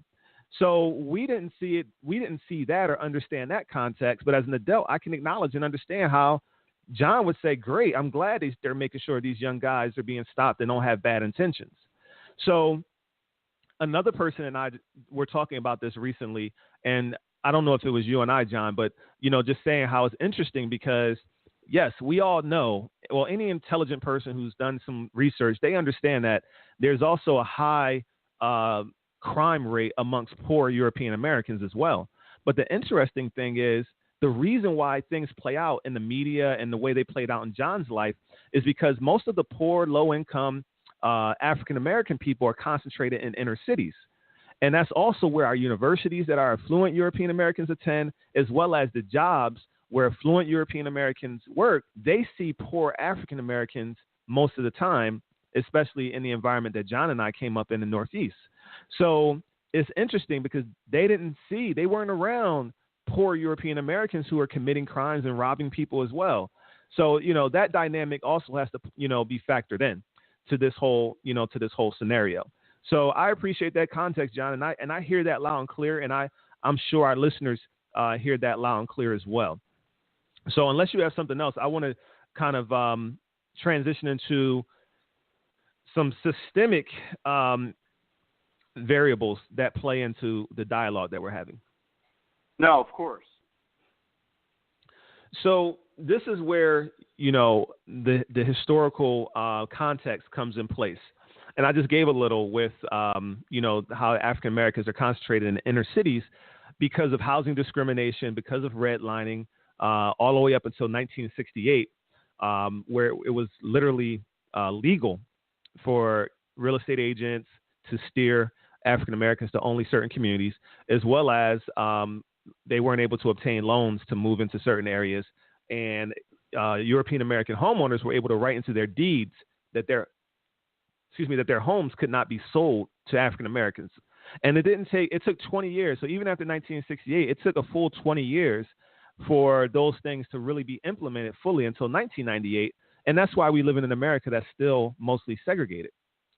So with that being said, one of the things, so we're talking about this dialogue that we're having, and John is explaining, his side of things and his perspective, and I'm explaining my perspective.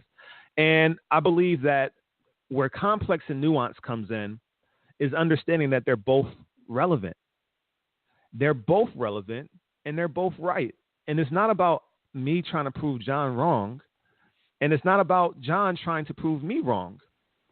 I think what it ultimately is about is, like I always say, being solutions focused. And what I always like to do to provide context for solutions is provide historical context. So I just gave it to you in the redlining and the housing discrimination. I gave you some there. But another reason why we have such resentment in the African American community towards police, and the thing that a lot of Americans just don't realize is going on and they don't see, is something that is being brought to the light by a civil rights attorney by the name of Michelle Alexander. And Michelle Alexander wrote a book called The New Jim Crow. And within this book called The New Jim Crow, Michelle Alexander basically tells her story on this research that she did, and where she realized that the numbers are staggering. And I've posted a couple videos recently on my personal Facebook page, the Race Haven Podcast page, as well as the Race Haven Community Dialogue page. I've posted a couple of her speeches that she's giving around the country. And she's currently a professor at Ohio State University. So within this research, she shows how over the last 30 years, coming out of the civil rights movement and coming out of Jim Crow, our country transitioned because of the racism that this country was founded on and the lack of humanity that this country has shown towards individuals of African descent, that the powers that be transitioned from slavery to the Jim Crow era, and then those fights were won.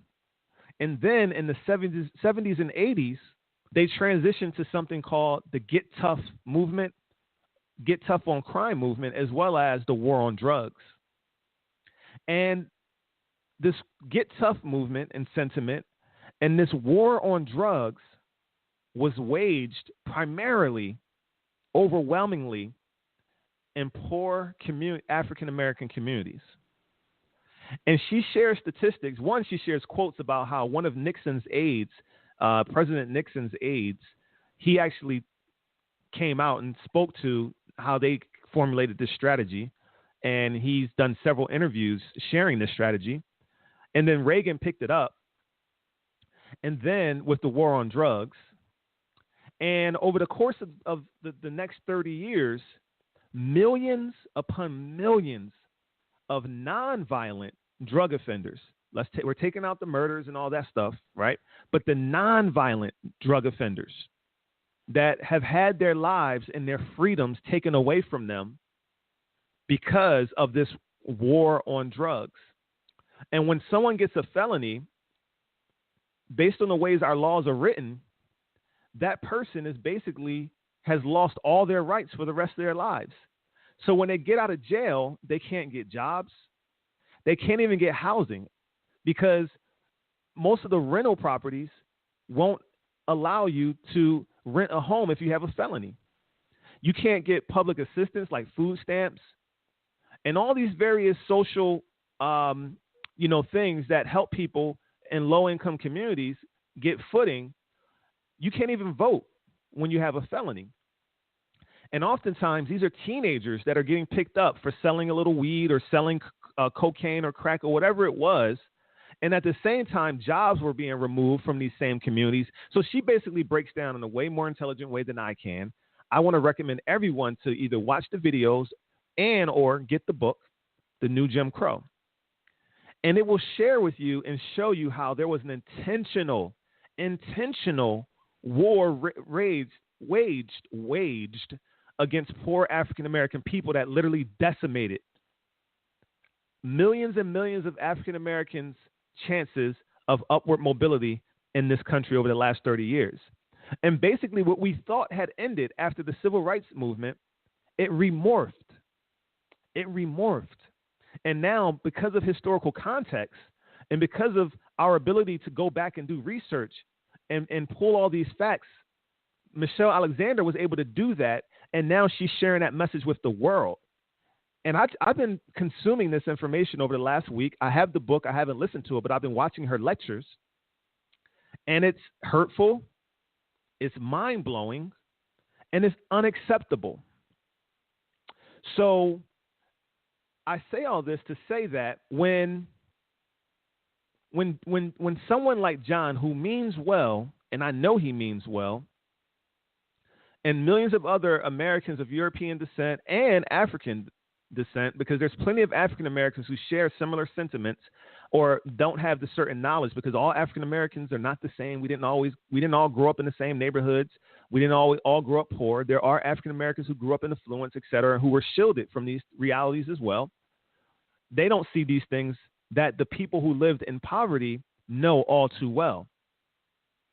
So I frame this whole story to say that because of the systems that have been put forth in this country, where in some instances, not all, but in some instances, the same person that's kicking down the doors on college campuses or robbing college students is the same person that's feeling the pressure of feeding his family because he can't get a job, because when he was 18 selling marijuana to the same college students, because they don't get stopped and frisks, even though in affluent European American communities, they do just as many drugs and sell just as many drugs, but their neighborhoods aren't occupied by the police forces the same way.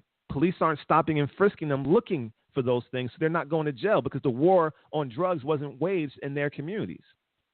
So those same college students who are buying the marijuana from the kids from my neighborhood, now that kid who got caught and got locked up and now has a felony and now has kids in his early 20s, and this is a hypothetical scenario, but there's one that's very real, can't get a job, can't integrate into society. So now all they can do is commit crimes. And now we have this vicious cycle that says 70% of people who go to prison end up back in prison. It's because society doesn't accept them back in, try to rehabilitate them and help them get on their feet. That's just one scenario, but it's also a real story. And I could go deeper and actually tell real stories, but I won't do that right now. But Michelle Alexander tells one kid who the cops actually planted the drugs on them because they had to meet their quota. And she tells a story about how these police out in Oakland were eventually investigated, and this whole unit was found guilty of planting drugs on young African-American men and literally railroading their entire lives. And I have other stories like that too, and those are the things that breed resentment. And those are the same things that I understand. So now you have young African-American people who are resentful of police officers because they know police are beating them up, planting drugs on them, railroading either their or their family member or their friends' lives. And now they see people like John on college campuses in their neighborhood in inner cities as targets, and they're like, well, forget them. They don't like us. They hate us. They only police us. Well, we're going to go take out our frustration and our resentment and our anger on them. So now we have this vicious cycle that has literally been going on in our country forever. Why? Because we have corrupt systems. We have corrupt systems. So I'm going to shut up. John, I wanted to get you this video, and we'll have a chance to talk about this because I'm actually planning it for our next show, because I want to extract this. I want to go to a higher level with our conversation, meaning, yes, we talked about the events-based intense dialogue that we went through, and I thought that was important.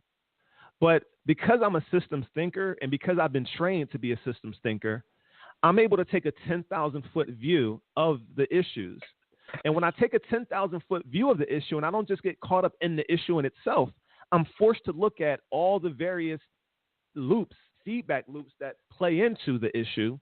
And that's where I like to tell these stories about all the corruption that has led to this back and forth, us against them scenario that we have in our country. And what I share with people, and the God's honest truth is this: it was designed to be this way. It was literally because of greed and the desire for power and greed for money. There's certain people who've put most of us at odds, and we continue to have all these negative feedback loops hurting our society, hurting the fabric of our society, and I'm sick of it. And Michelle Alexander is raising the awareness of the latest thing that is eroding the fabric of our society. And what she says that is so profound, John, and I know you'll love this, she said that we need a multi-ethnic, multiracial human rights movement against these ills so that we can finally not fix it, because to fix something means that it was broken because it was once whole. Where the reality is this: it was never whole. It was never whole. So I just spoke a lot. I took a lot of time. Thanks for being patient, John. But go ahead and jump back in. I think you understand where I'm going with this. Can you please jump in and add some context to what you think I'm trying to say? Yeah, absolutely. And in fact, on the surface, not only do I agree with it, I think you're almost making my point in what I was trying to communicate. And let's just say I did a poor job or failed to effectively communicate. Because, I'll start with that last statement. I believe the only way it works is with a, multicultural, interracial human race. And that was, where my initial pushback and unawareness, I won't say frustration, because it wasn't a frustration, it was just a lack of understanding of why it had to be hardcore, capital letters, megaphones, Black Lives Matter. Because to me, again, in the unaware state that I began in, and with all of the divisiveness of the people, doing things under the banner of Black Lives Matter that are not necessarily part of Black Lives Matter, they've just created that divide, because that will not get to the message you just ended with, which is a unified human race doing it right. And again, going back to the example you gave, I can support it to the point and then have to bring in that we do have to acknowledge additional, components of it, because it wasn't African-American men trying to get money to feed their kids breaking in doors. It was 16, 17, 18, 19, 20-year-olds that, I'm going to say just wanted to stir crap, just wanted to fight, just wanted to go out there and whatever. That was because there's a big difference, and I acknowledge what you were talking about. There is a very real problem, and I'll add to it what you didn't mention, but I know you are aware of, is it's the cycle. Dad's in prison at 21. Right. There's no kid in the house, or there's no dad in the house, and the kids are growing up without fathers. They're going to end up seeking that male role model somewhere, and it's going to end up coming from the street. So now it's the 16-year-old influencing the 11-year-old, so that by the time the 11-year-old is 16, he's already a criminal because he doesn't know anything different. That was his whole, it's not even his fault at that point. That was the mimicking and the patterning that goes on in just life in general. We're going to seek to find something and model it. And so that's where the problem for me comes in. It's not that, these guys couldn't get jobs, so they decided we're going to go steal from college, because they weren't the problem. It was their next generation that basically grew up fatherless, that grew up without a good example, that grew up, watch this, without any other hope. That's something that has been echoed. I don't know how true it is. You can speak to it, but I've heard it echoed from athletes and entertainers my whole life. that I had two choices. I could get out from my career in sports or entertainment, or I could have had a life of crime in the streets. And the reality is, if those are the choices, there's only a small amount that ever get out based on, sports ability or entertainment talent or whatever. So what does it leave? It leaves, joblessness, it leaves hopelessness, and it leaves, crime and violence. So I get that, and that's what I'm trying to speak to is we have to stop repeating patterns. We have to stop, I call it the domino effect. When you pull enough dominoes away, when that last one falls, if it doesn't hit anymore, we now stop that domino effect from continuing. And that's where we've been. That's the pattern that we live in. That's what you've spoken to, and it's the cycle. For me, again, it comes back to the bigger picture. And see, the bigger picture, which you've alluded to, which one of our, participants alluded to in his dialogue that you had mentioned earlier, the media has been as big a part of the problem as whatever, sick pieces of garbage created this, hundreds of years ago and said, let's separate them. Let's separate people. Let's keep them at odds. Let's keep them divided. Let's keep them angry. And that way we can control them. It's the art of war. It's divide and conquer. It's such a simple concept, but we're manipulated, and we've grown up, as you pointed out, extremely well, so many different times, the way you articulate the different challenges that we face today. It was all systemic. It was all by design, and it was designed to keep us at odds. Now, fast forward to me. Why am I here? What is my point? Why do I get so frustrated? Knowing that it was designed to keep us divided, designed to keep us pissed off and frustrated, so that if we're angry about was designed to keep us angry, when do we say, all right, we're going to unify? And that's why I sent you that video that you posted, because as you know, I had to step away from the community dialogue because I just said, you know what, I can't deal with this anymore. I don't want to say the stuff that I want to say and then become part of the problem, but I can't participate in nothing but negative. But I sent you that video of the white cop tasing the white kids, and the one ended up having, I think he ended up with heart failure or whatever. Some brain damage. Brain damage. And, I think it came out that one of those kids was actually the son of another cop. So there's real abusive power. That's like a work-related issue coming out. We're just going to take it out on your family. But regardless of what happened there, my point is there's white-on-white cop abuse. And my whole point is, when do we as decent human beings say enough's enough? Corruption is the problem. Corruption is the focus. And to me, you acknowledged it. You even said there are times where Black Lives Matter will go protest the abuse of police power and corruption on European American victims. Well, that should not be the exception. It shouldn't be, look, Black Lives Matter cares about white people too. It's like that right there is my whole point. Like, holy crap, Black Lives Matter cares about white people too? No kidding. So why don't we stop the whole segregating of the lives matter and say corruption's bullshit and needs to be stopped? And again, this is where you and I started down this path, and thanks to you and Montoya, I understand, there's a message that started, but we've gotten to the point now where, again, the goal has to be one or the other. If the goal is to get everyone at one time nationwide to not be corrupt, that's never going to happen. But there's strength in numbers. And the more that they keep us with media messages and falsifying information and preventing certain stories from being told, they will keep whites against blacks, blacks against whites, and as long as there's enough division, corruption and police abusive power will always be there, and we know it's going to happen against whites and blacks, and we're going to be helpless to do anything about it. But at some point, as a human race, we're going to get pissed off enough. You're going to look at me and say, I don't actually have a problem with you. I'm going to look at you and say, I don't have a problem with you. they're the problem, and then we're going to unite, and then one day it'll be white people and black people standing there without a banner that says white lives or black lives, and that's when we'll actually affect change.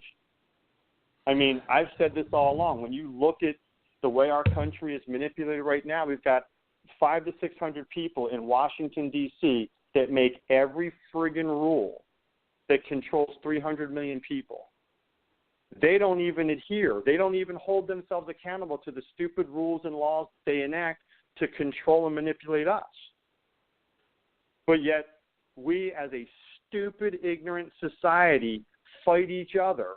And we're going to do it again here in the next couple of months. In fact, I won't do it here to the same degree, but I have been blasting the reps in my sales force saying, shut up about Hillary and Donald, shut up about liberal and conservative, shut up about Republican and Democrat. None of them care about you.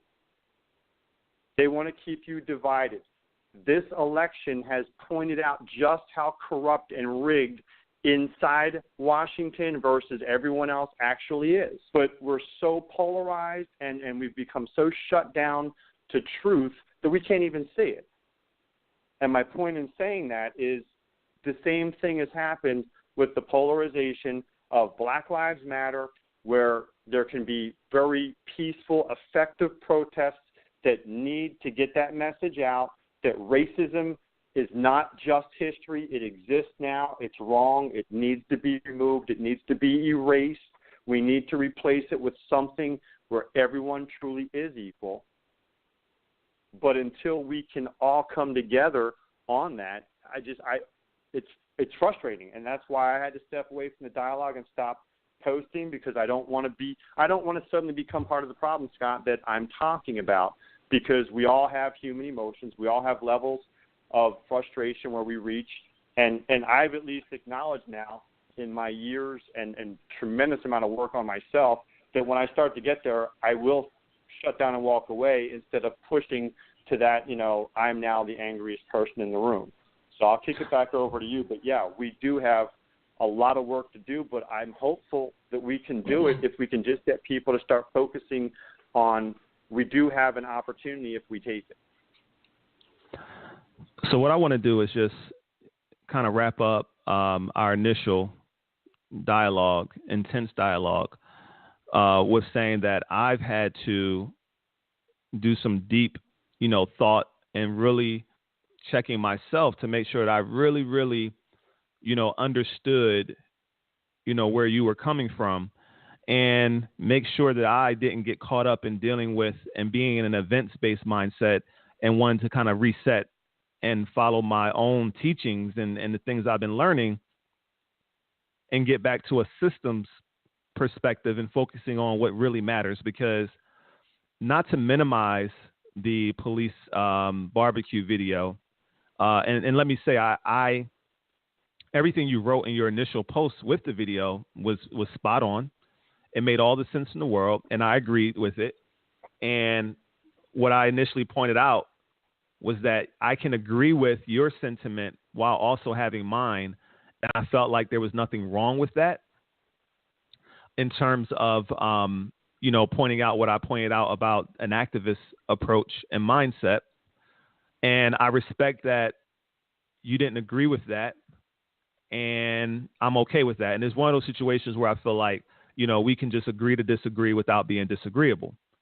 I feel like as long as you understand, even if you may not agree with my reasoning, I just hope that you could walk away and say, I understand the reasoning. And that's really all I push for and would want you to understand and take away from this whole 2-week dialogue. But with that being said, I also realize that we can't spend much time stuck in that, because that in a way is a distraction.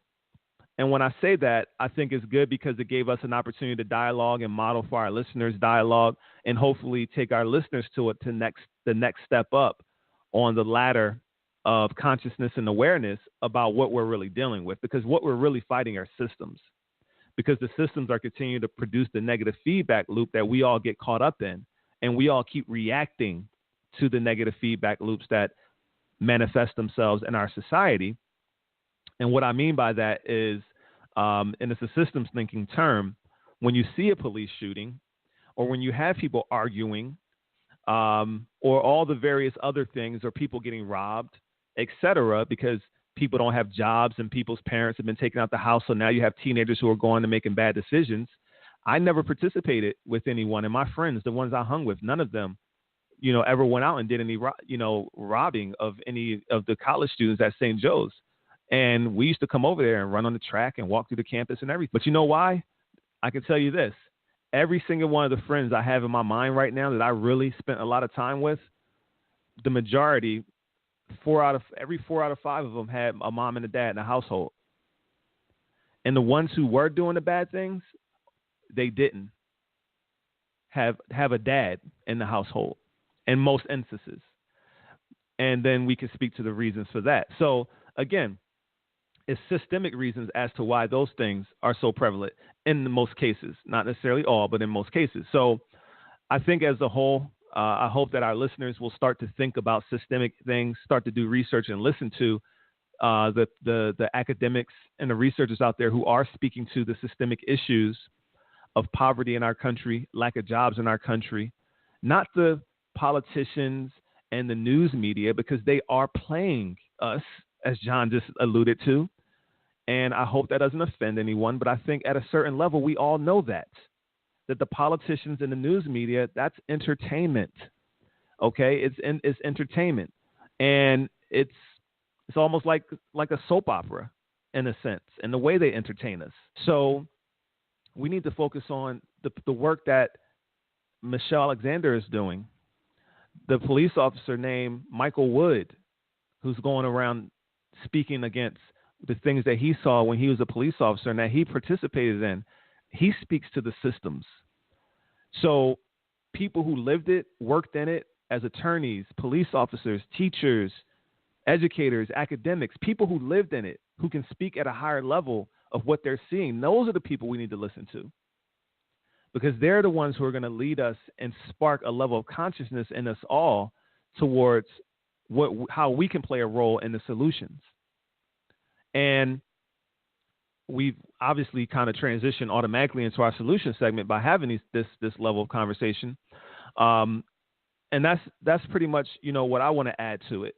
And so with saying all that, again, just to wrap up where you and I were, John, again, I had to really do some soul searching to accept John's message and not get stuck in, no, I just want John to see it my way. And I want to encourage everyone who's African-American listening to this, or even European-American listening to this, that more so sides with my stance as an activist who's activist-minded, in the sense that we have to continue to push the struggles and the negative things that are happening so that we can wake people up and help them see our side. I think that it's important for us to also realize that there are real people out there like John, who's not an activist, but who does care, who says, you know what, there's nothing wrong with acknowledging the steps, the positive steps that are being made in this struggle.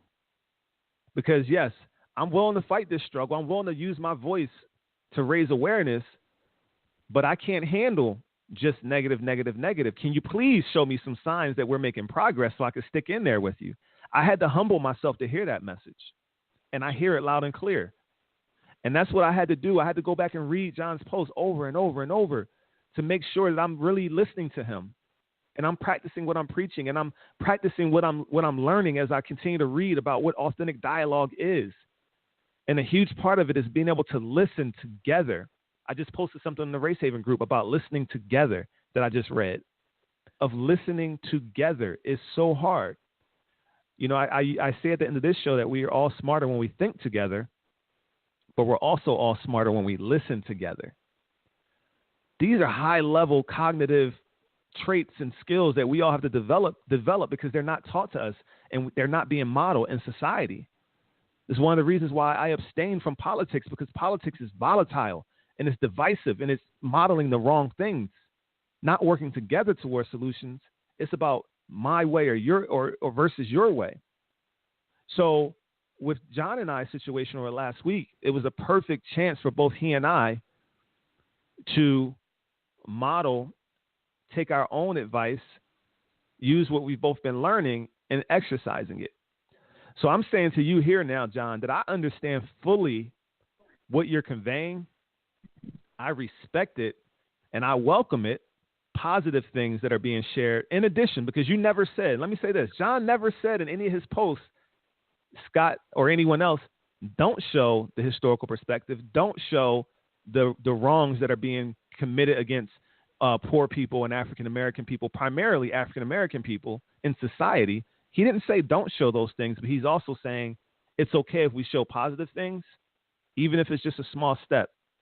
And I have to accept that that's something that he and I'm sure many other people need to stay engaged. Does that make sense, John? Do you understand what I just conveyed?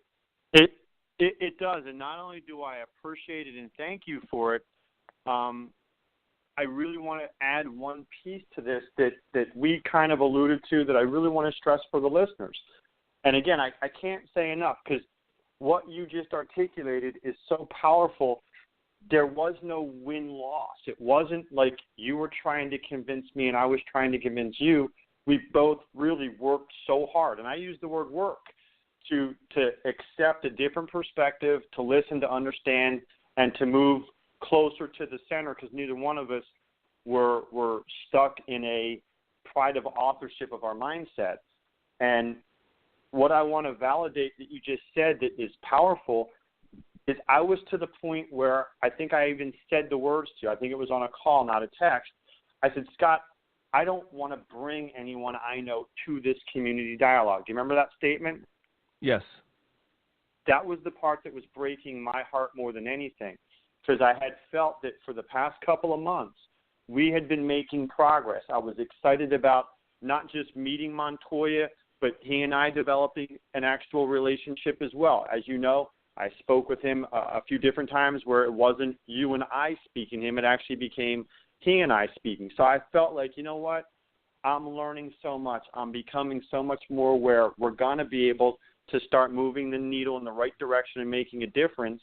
And as you know, I took all of my business stuff off of my personal Facebook page, moved it to a business page so that I could now start introducing my very broad-based, audience to RaceHaven and what we're doing. And it was breaking my heart these past, whatever it's been, 7, 8, 9, 10 days, to the point where I'm thinking, my God, now I'm actually going to have to defend RaceHaven to people that I was proud to introduce it to. And that was the part that was killing me, because everybody that knows me, if they were to start engaging and reading, they would say to me, what the hell is wrong with you? You're the one that taught us don't surround yourself and swim in negativity or you'll drown. And that was the part that I was failing to effectively communicate, that it's not about, like you said, you're not allowed to post the bad stuff. I encourage it. It needs to be brought to the surface, but there has to be some levels of positive and progress and hope. Otherwise, everyone says, what the hell, I'm tired of swimming. And the long and short of it is I felt like not only am I drowning, but I'm now telling everybody I know, hey, this is going to make a difference. And the reason I think that's so important is there's only positive that comes from every person in RaceHaven bringing more people to this level of awareness. Because I can promise you, the people in my world, as you know, both European and African American and Asian American, they're of every race and culture. And the bottom line is they don't have anything other than their own personal experiences. Coming to RaceHaven and hearing from you and some of the experts, amazing people that you've brought into RaceHaven, it's only going to further, as we talked about, a half hour ago, this genesis that we're in right now. Just imagine, Scott, think about the audience that I have through my career and how diverse it is. How awesome would it be if 6 months from now they all had, the level of awareness that you've helped me get to, that you've helped that many people get to? Could you imagine how different things would be? Oh, that would be fantastic. Amazing. I mean, it covers every city, every major city in our country. It touches most states. The point I'm trying to make is it would have nothing to do with John. I'm not doing it, but you and the awareness that you're creating And the environment that has developed, all I'm doing is I'm bringing a platform and a voice to it, and a huge audience that has over years trusted me enough to say, hey, if John thinks it's good, we should check it out. That's what I wanted to be able to bring, not because I'm so smart, not because I'm so educated or aware, because I've made that abundantly clear, and we'll do it again right now. I am on the upside of that learning curve where you have been for a while and many of the readers, but I don't want to then have to be embarrassed and then say to my contacts and my audience, you know what, you're right, this is not the environment that I want you and your brain in, because it's mired in just negativity. I need there to be a light somewhere for people to be swimming towards in the dark. And that's the importance and the reason why it's important that we dialogue. It's important that, we have diverse thoughts and ideas to challenge one another.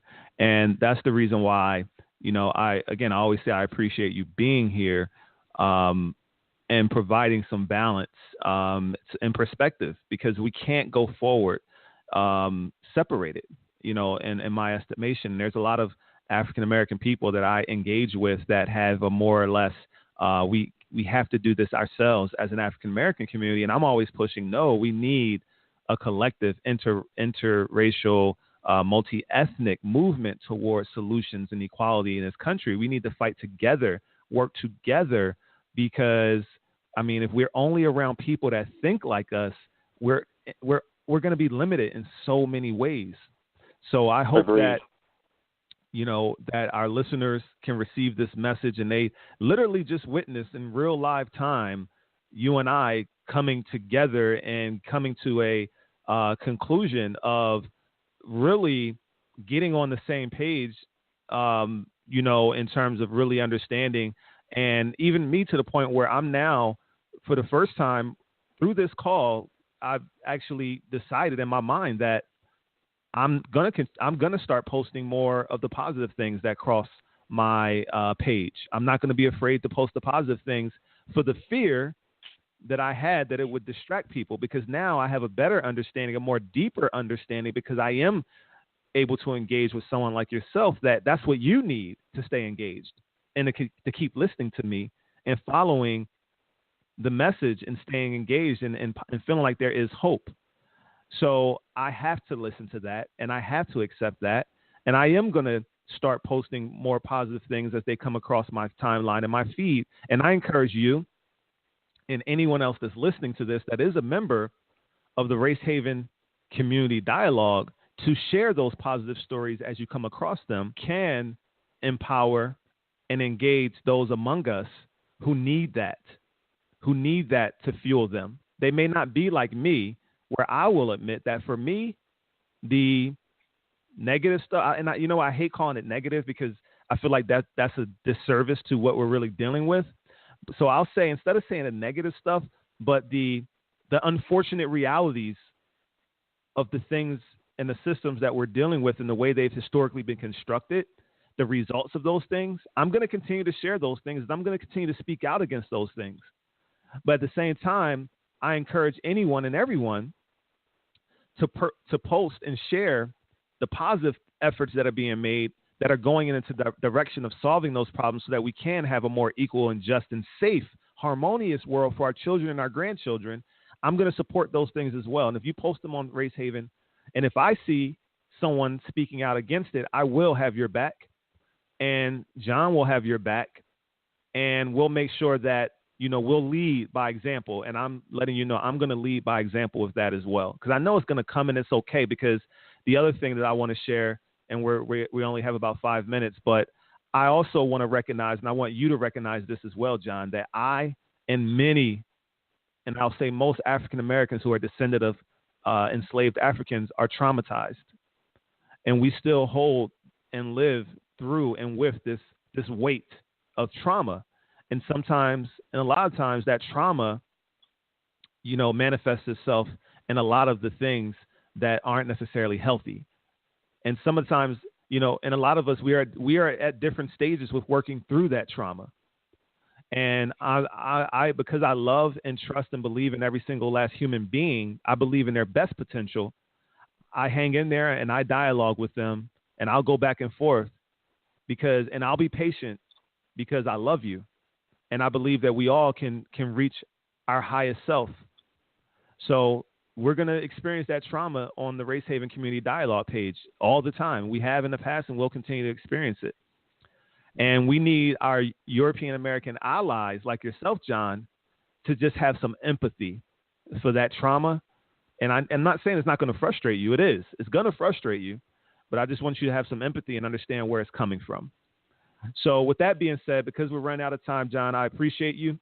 And I'm going to jump into our outro for the day. And again, just a special thank you to you for joining me and going through this very intense, deep dialogue. And I hope our listeners got as much out of it as I did and that I hope you did, John.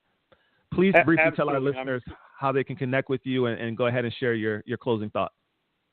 Sure. And in closing, I want to say and give you my word, don't ever have the fear that the message is going to get lost or buried again.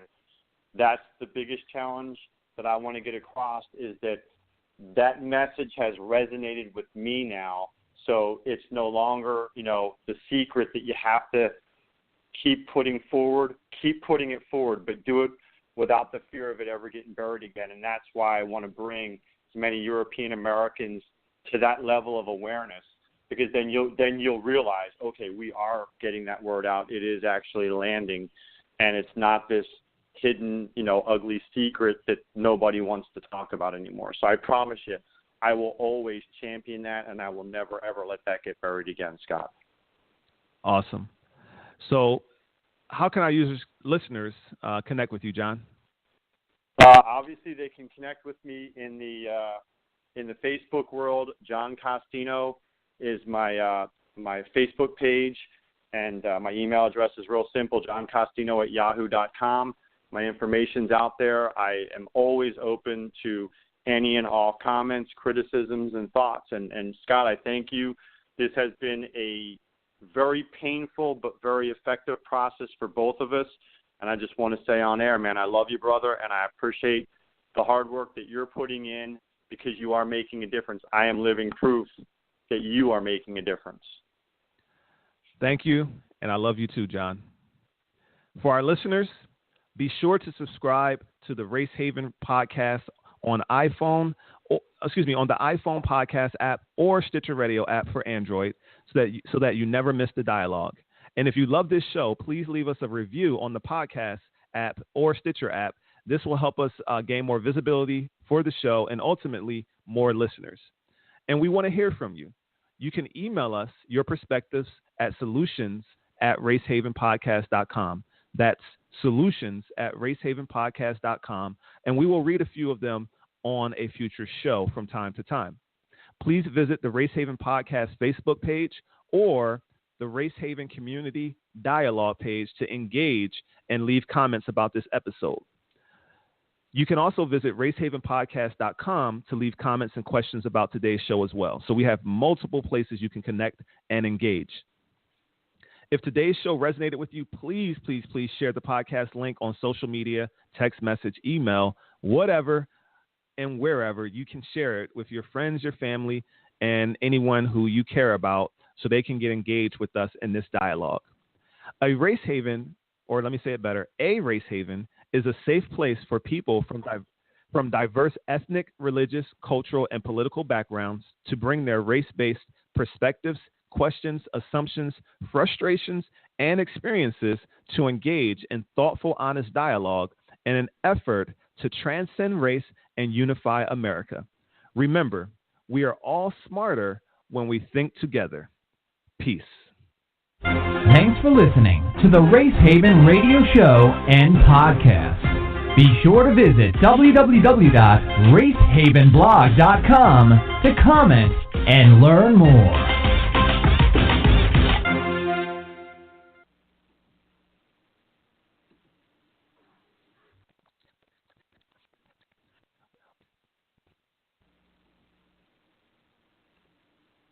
When we go out to eat, we never agree on where to go. I want burgers! burgers, Pizza. Tacos it is. The one thing we do agree on is we all want unlimited high-speed data. That's why we switched to Metro PCS. Stop by Metro PCS with the whole family and get 4 lines with unlimited LTE data for just $100, period. Metro PCS. Wireless. Figured out. Coverage not available in some areas. Offers require port and of number not currently active on T-Mobile network. During congestion, the fraction of customers using more than 35 gigs per month may notice reduced speeds. Video streams at up to 40p. No tethering. See store for details and terms and conditions.